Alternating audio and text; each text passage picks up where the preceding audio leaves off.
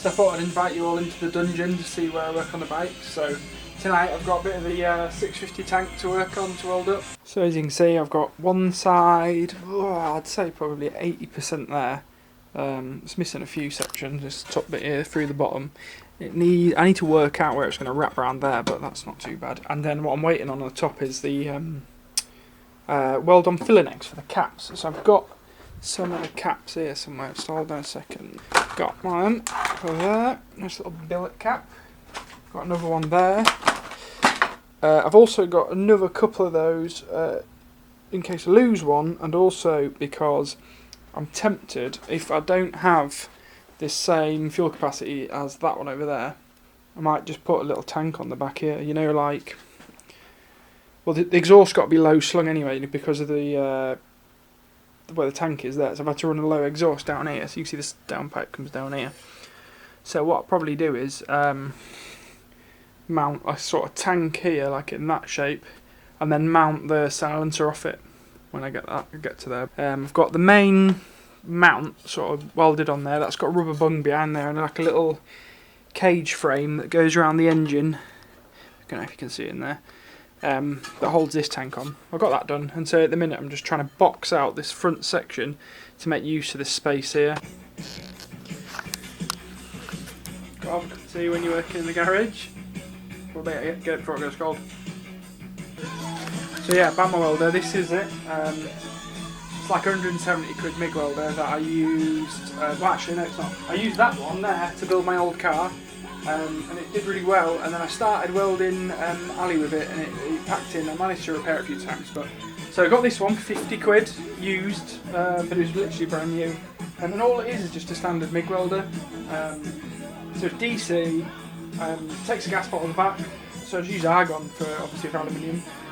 And all I've done to make it work is I run a really short lead because the soft aluminium wire just gets like wound up and it's being pushed by the roller in here, by that roller. What happens is if the wire gets interrupted, the flow, because the wire speed's so high, you just get a big bird's nest of wire shooting out through that hole.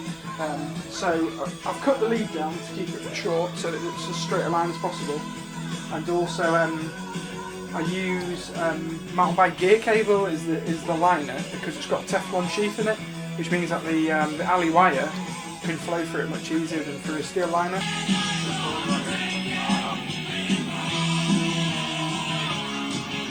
So I got my pattern, and I just use a little home brand jigsaw to cut it. What's really good about it though is has a plastic plate, which you don't really get that often unless you buy a Makita, which really reduces how much it scratches the aluminium.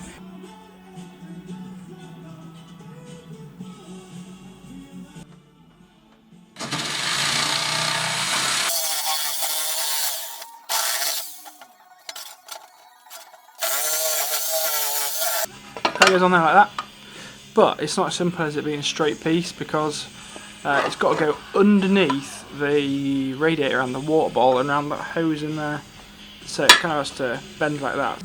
So I filed up the edges so I don't get my hand slashed, and now I need to try and bend that curve so it looks cowboy, but basically I just mark a line, stick it in 2 bits of wood and then whack it with an hammer until I get the right bend.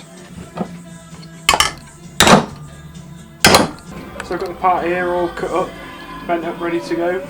So I need to prep it for welding. I also need to prep the tank panel, so I'll whip that off and have a look at that.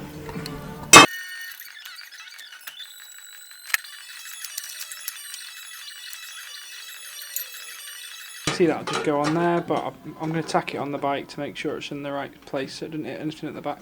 So prepping involves steel brush and some acetone.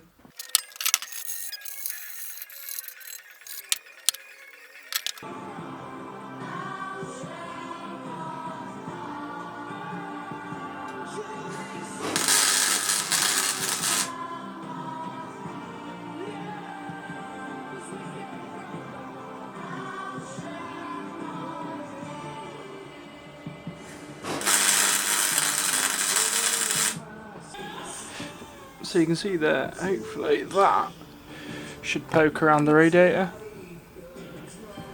It means I can build down the way and make as much use of the space as possible. I have to be careful with the exhaust obviously, but you can get pretty close with a fuel tank to an exhaust, which sounds stupid, but it does happen on quite a lot of bikes. And I'll just wrap the exhaust with fiberglass wrap, so should be okay. So just a bit of a rundown of how I put the metal together for the tank. So the bike's coming on pretty well. A lot of people probably won't agree with the way that I make the metal stuff for the bikes, but it's just what I have. So I use cheap gear because it's all I can afford really. I'd love to have an AC TIG welder, but I just can't afford that kind of stuff for the kind of things that I need it to do. So yeah, that's how it's working out. So if I've got a bit of time, I might post some more videos of working on the bikes. I've got this bike here, Jenny's bike, Beastie, that we can have a good look at. There's still a few little things to do on that, and there's quite a lot of custom work on it, so I'd like to share it with everyone. And also, if I can get any more done on this 650, I'll hopefully share that with you as well.